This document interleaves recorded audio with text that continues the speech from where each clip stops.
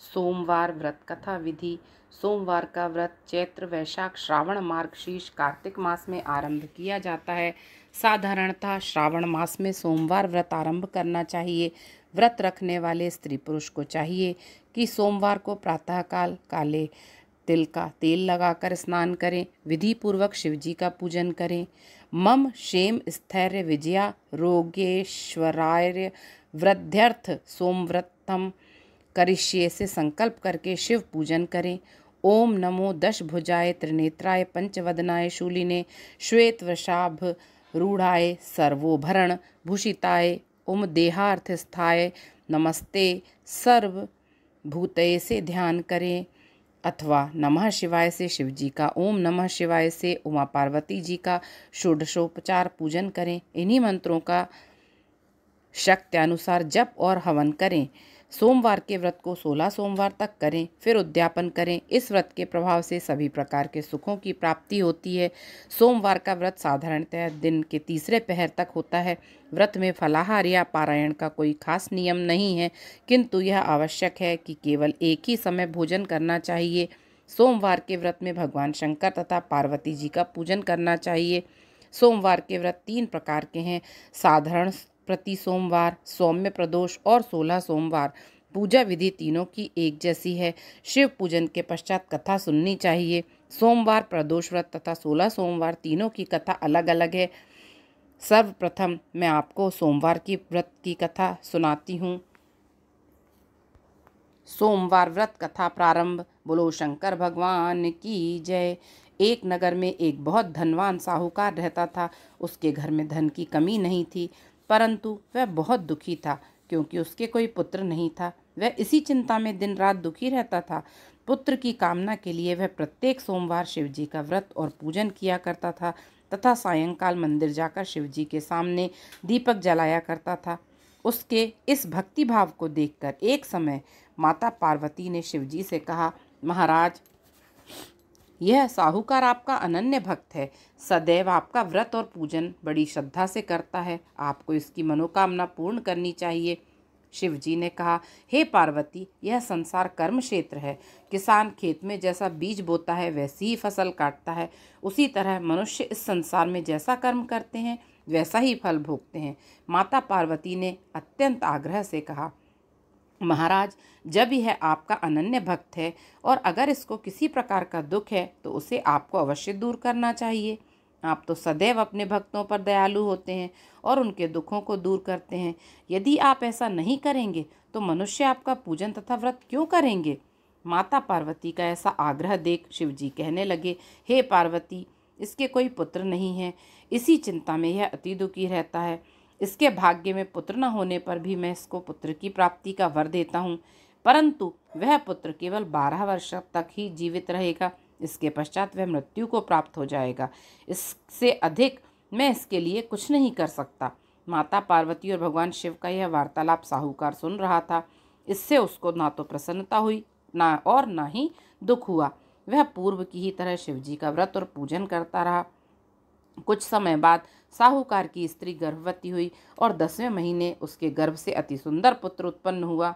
साहूकार के घर में बहुत खुशी मनाई गई, परंतु साहूकार तो यह जानता था कि उसकी केवल 12 वर्ष की आयु है, इसलिए उसने अधिक प्रसन्नता प्रकट नहीं की और ना ही किसी को यह भेद ही बताया। जब वह बालक 11 वर्ष का हो गया तो बालक की माता ने उसके पिता से उसका विवाह करने के लिए कहा। साहूकार ने कहा, अभी मैं इसका विवाह नहीं करूँगा, मैं अपने पुत्र को काशी पढ़ने के लिए भेजूंगा। साहूकार ने बालक के मामा को बुलाकर उसको बहुत सा धन देकर कहा, तुम इस बालक के काशी पढ़ने के लिए ले जाओ और रास्ते में जिस स्थान पर भी जाओ यज्ञ करते, ब्राह्मणों को भोजन कराते तथा दक्षिणा देते हुए जाना। दोनों मामा भांजे यज्ञ करते, ब्राह्मणों को भोजन कराते तथा दक्षिणा देते काशी जी की ओर चल पड़े।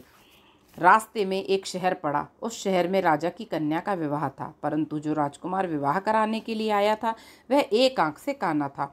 उसके पिता राजा को इस बात की बड़ी चिंता थी कि कहीं राजकुमार को देख राजकुमारी तथा उसके माता पिता विवाह में किसी प्रकार की अड़चन पैदा ना कर दें। जब उसने सेठ के अति सुंदर लड़के को देखा तो मन में विचार किया कि क्यों न द्वाराचार के समय इस लड़के से वर का काम चलाया जाए। ऐसा मन में विचार कर राजकुमार के पिता ने उस लड़के और उसके मामा से बात की। वे राजी हो गए। फिर उस साहूकार के लड़के को वर के कपड़े पहनाकर तथा घोड़ी पर बैठाकर कन्या के द्वार पर ले गए। सभी कार्य प्रसन्नता से पूर्ण हो गया। राजकुमार के पिता ने सोचा, यदि विवाह कार्य भी इसी लड़के से करा लिया जाए तो क्या बुराई है। ऐसा विचार कर लड़के और उसके मामा से कहा, यदि आप फेरों और कन्यादान के काम को भी करा दें तो आपकी बड़ी कृपा होगी। मैं इसके बदले आपको बहुत सारा धन दूंगा। दोनों ने इसे सहर्ष स्वीकार कर लिया। विवाह कार्य बहुत अच्छी तरह से संपन्न हो गया। सेठ का पुत्र जिस समय जाने लगा तो उसने राजकुमारी की चुंदड़ी के पल्ले पर लिख दिया, तेरा विवाह मेरे साथ हुआ, परंतु जिस राजकुमार के साथ तुझको भेजेंगे वह एक आंख से काना है। मैं काशी जी पढ़ने जा रहा हूँ।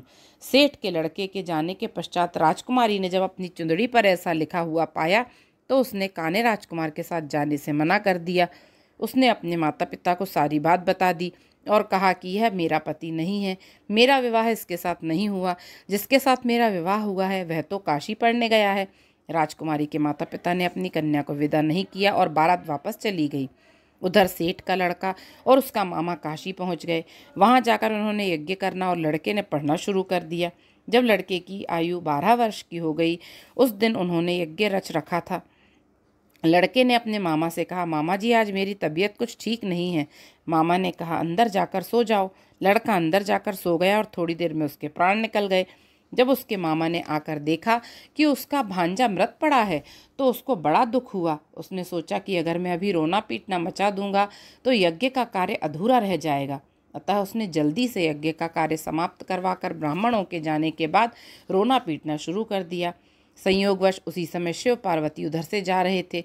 जब उन्होंने जोर जोर से रोने की आवाज़ सुनी तो पार्वती जी कहने लगी, महाराज कोई दुखिया रो रहा है, इसके कष्ट को दूर कीजिए। जब शिव पार्वती वहां पहुंचे तो उन्होंने पाया कि वहां एक लड़का मृत पड़ा था। माता पार्वती कहने लगी, महाराज यह तो उसी सेठ का लड़का है जो आपके वरदान से उत्पन्न हुआ था। शिवजी ने कहा, हे पार्वती, इसकी आयु इतनी ही थी, वह यह भोग चुका। तब पार्वती जी ने कहा, हे महाराज, इस बालक को और आयु दो नहीं तो इसके माता पिता तड़प तड़प कर मर जाएंगे। माता पार्वती के बार बार आग्रह करने पर शिवजी ने उसको जीवन का वरदान दिया। शिवजी की कृपा से वह लड़का जीवित हो गया। शिवजी और पार्वती जी कैलाश पर्वत को चले गए। शिक्षा पूर्ण होने पर वह लड़का और उसका मामा उसी प्रकार यज्ञ करते, ब्राह्मणों को भोजन कराते तथा दक्षिणा देते अपने घर की ओर चल पड़े। रास्ते में उसी शहर में आए जहाँ उस लड़के का वहाँ की राजकुमारी से विवाह हुआ था। वहाँ आकर उन्होंने यज्ञ आरंभ कर दिया। उस लड़के के ससुर वहाँ के राजा ने उसको पहचान लिया और महल में ले जाकर उसकी बहुत आवभगत की। बहुत से दास दासियों सहित आदरपूर्वक अपनी राजकुमारी और जमाई को विदा किया। जब वे अपने शहर के निकट आए तो मामा ने कहा कि मैं पहले तुम्हारे घर जाकर तुम्हारे माता पिता को खबर कराता हूँ। जब उस लड़के का मामा घर पहुंचा तो उसने देखा कि लड़के माता पिता घर की छत पर बैठे थे। उन्होंने यह प्रण कर रखा था कि यदि हमारा पुत्र सकुशल लौट आया तो हम राजी खुशी नीचे आ जाएंगे, नहीं तो छत से गिरकर अपने प्राण त्याग देंगे। उस लड़के के मामा ने आकर जब यह समाचार दिया कि आपका पुत्र आ गया है तब उनको विश्वास नहीं आया। उसके मामा ने शपथ पूर्वक कहा कि आपका पुत्र अपनी पत्नी तथा बहुत सारा धन साथ लेकर आया है। तो सेठ प्रसन्नता से भर गया। सेठ सेठानी आनंद पूर्वक नीचे आए। बाहर आकर उन्होंने अपने पुत्र तथा उसकी पत्नी का भरपूर स्वागत किया। सभी प्रसन्नता के साथ रहने लगे। जो कोई सोमवार के व्रत को धारण करता है अथवा इस कथा को पढ़ता या सुनता है, उसके सब दुख दूर होकर उसकी समस्त मनोकामनाएं पूर्ण होती हैं तथा इस लोक में नाना प्रकार के सुख भोग कर अंत में सदाशिव के लोक को प्राप्त होता है। बोलो शंकर भगवान की जय।